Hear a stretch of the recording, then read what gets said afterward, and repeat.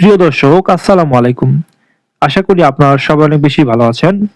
আজকে আমি যে বিষয় নিয়ে আলোচনা করব তা হচ্ছে আওয়ামী লীগের অফিস খুলে দেওয়ার জন্য তারেক রহমানের একটি গ্রিন সিগন্যাল এবং কি স্বরাষ্ট্রমন্ত্রীর আশ্বাসে খুলে যাচ্ছে বাংলাদেশের প্রতিটি অঞ্চলে আওয়ামী লীগের অফিস।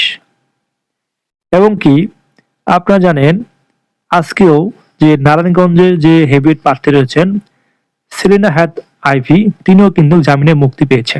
এছাড়াও আওয়ামী লীগের যে সকল তৃণমূল নেতাকর্মী রয়েছেন তারা কিন্তু মুক্তি পাচ্ছে। এটি একমাত্র তারেক রহমান এবং ভারতের যে রাষ্ট্রদূত রয়েছেন প্রণয় ভার্মা তাদের মধ্যে যোগাযোগ এবং ভালো সম্পর্কের জন্য এটি ঘটে যাচ্ছে এবং বিগত সময়ের থেকে আরো উন্নতি করেছে ভারতের সাথে সম্পর্ক আওয়ামী লীগের।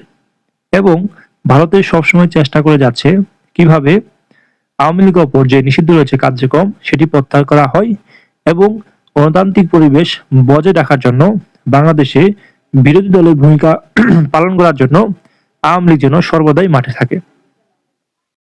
এবং আওয়ামী লীগের ওপর যে নিষিদ্ধ কার্যক্রম রয়েছে সেটি প্রত্যাহার করার জন্য তারেক রহমান অলওয়েজ চেষ্টা করে যাচ্ছে।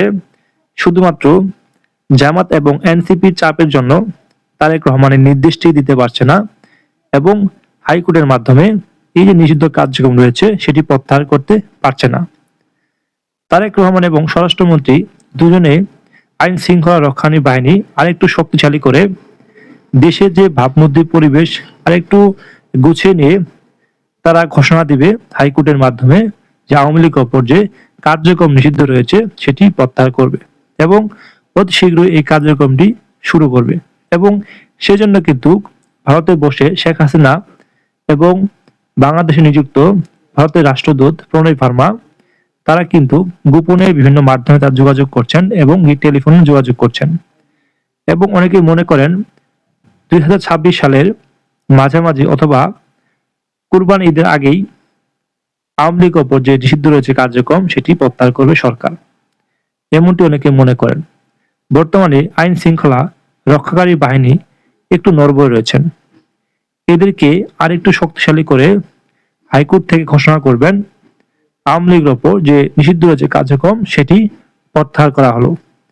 সেই সাথে আওয়ামী লীগের নির্দোষ যে সকল নেতাকর্মী রয়েছে তাদেরকে মুক্তি দেওয়ার জন্য স্বরাষ্ট্র মন্ত্রণালয় বিভিন্ন মাধ্যমে যোগাযোগ করে চেষ্টা করছেন এবং কি অতি শীঘ্রই আওয়ামী লীগের ওপর যে নিষিদ্ধ রয়েছে কার্যক্রম সেটি প্রত্যাহার করবে এবং অবৈধ মামলা এবং আওয়ামী লীগের ওপর অথবা নেতাকর্মীর ওপর যে সকল মিথ্যা মামলা রয়েছে সেগুলো প্রত্যাহার করার জন্য চেষ্টা চালিয়ে যাচ্ছে এবং কি আসামি পক্ষ থেকে উকিল নিয়োগ করার জন্য চেষ্টা করে যাচ্ছে।